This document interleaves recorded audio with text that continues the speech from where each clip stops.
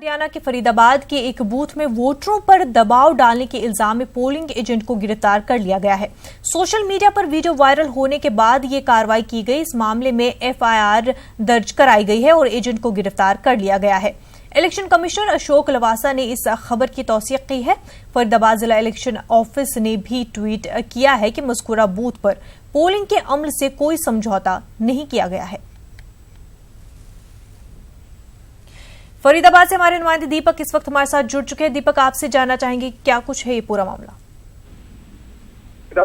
पूरा का पूरा मामला है। कल चुनाव चल रहा था और उस चुनाव के दौरान एक वीडियो हुआ, एक व्यक्ति ने ट्वीट किया इस वीडियो को और उस वीडियो साफ तौर पर नजर आ रहा था कि एक जो पोलिंग एजेंट है ये महिलाओं के वोट खुद डाल रहे थे। महिलाएं पहुंचती थी तो वहां जहाँ जाना वर्जित था उस इलाके में जाके महिलाओं के वोट डाल रहे थे, बटन तक दबा रहे थे।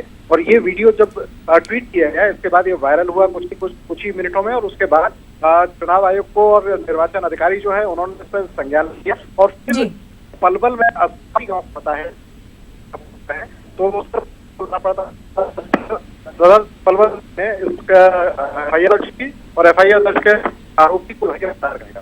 तो फिलहाल चुनाव आयोग अपनी तरफ दावा कर रहा है कि इस तरह की शिकायतें आई थी, वीडियो वायरल हुआ था और वीडियो वायरल में चुनाव की निष्पक्षता को देखते हुए मामला दर्ज किया और इस आरोपी को गिरफ्तार कर दिया है।